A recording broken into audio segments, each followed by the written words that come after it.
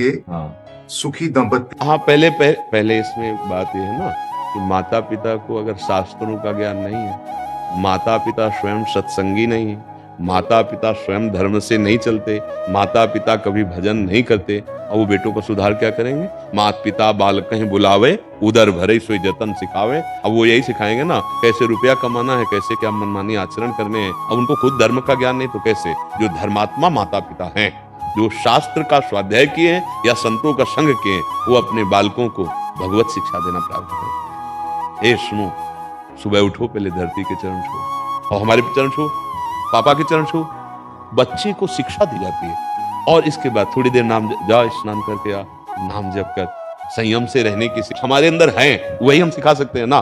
फिर वही बच्चे आगे जाकर के धर्मात्मा बनते हैं, वही भक्त बनते हैं, वही राष्ट्र भक्त बनते हैं। लेकिन आजकल हम बच्चों को कम दोष देते हैं, माता पिता को ज्यादा दोष देते हैं, क्योंकि आपकी सावधानियां खुद खत्म हो चुकी हैं। आपको खुद पता नहीं है कि हमारी जीवन शैली कैसी होनी चाहिए।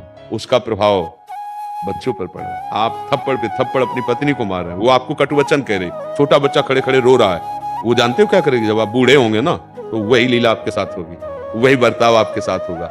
आजकल बहुत बड़ा विचित्र स्वरूप बनता चला जा रहा है कि बच्चे जवान माता पिता से पोषित होकर धन संपत्ति का अपहरण करके उनको निकाल देते हैं। बहुत श्रद्धा करी तो वृद्धाश्रम या अनाथालय में समर्पित कर देते हैं। कहीं न कहीं माता पिता की शिक्षा का ही उसको फल मिल रहा है। माता पिता ने उनको सही शिक्षा नहीं दी। पूरा हम बच्चों पर ही दोष नहीं मढ़ते हैं, जैसे हमारे आचरण होते हैं उसका प्रभाव हमारे बच्चों पर पड़ता है, पक्का कहते हैं। हम कई बार एकांतिक में भी कह चुके हैं। एक बहुत बड़ी नौटंकी सुल्ताना डाकू की देखी थी बचपन में। जब उसे अधिकारियों ने पकड़ा और फांसी की सजा दी गई तो उससे पूछा गया तुम्हारी अंतिम इच्छा क्या है? तो उसने कहा मेरी माँ से मिला दो। माँ लाई गई। कहा बेटा सो इसे लपट करके दांत से नाक काट ली थी ऐसे। तो उनका ऐसा क्यों किया? अधिकारियों ने पूछा। बोले पहली दुश्मन ये हमारी है। हम एक पेंसिल चुराई थी और कहा माँ ये पेंसिल चुरा के लाया। तो उनका बढ़िया बेटा, लिखने के काम में आएगा। बस उस वचन ने मुझे सुल्ताना डाकू बना दिया और आज मैं फांसी पे चढ़ रहा हूँ, इसलिए इसकी नाक काटी। अगर उस समय एक थप्पड़ मार देती तो जीवन भर के लिए मेरी गलती का ये संस्कार न पड़ता। तो बहुत कुछ, सबसे पहले माता पिता गुरु होते हैं, वही हमें शिक्षा देते हैं। पर माता पिता ही व्यसन युक्त हैं तो बच्चे को व्यसन मुक्त कैसे कर सकते हैं? माता पिता ही व्यभिचार युक्त हैं तो बच्चे को कैसे कर सकते हैं? माता पिता ही भ्रष्ट बुद्धि के हो रहे हैं तो बच्चों को संस्कार कैसे दे सकते हैं? गर्भस्थ शिशु से संस्कार प्रारंभ हो जाता है। जिस दिन पता चले कि गर्भ में बच्चा आ गया है, उस दिन से ब्रह्मचर्य का पालन दोनों को करना चाहिए, माता और पिता। कैसा है? बच्चा प्रकट हो गया है, अब हम उसके संस्कार जैसे डालेंगे वैसे बन जाएंगे। हमारे यदि गंदे आचरण तो अपने आप उसमें संस्कार जा रहे हैं। समझो, जब वो जवान होगा और अपना वर्ताव प्रकट करेगा तब रोते घूमोगे कि हमारा बेटा है। नहीं नहीं, उसके जनक आप है। जनक माने पिता, उन संस्कारों के भी जनक आप है। तो हमें लगता है कि बेटों से ज्यादा शिक्षा की जरूरत माता पिता को है।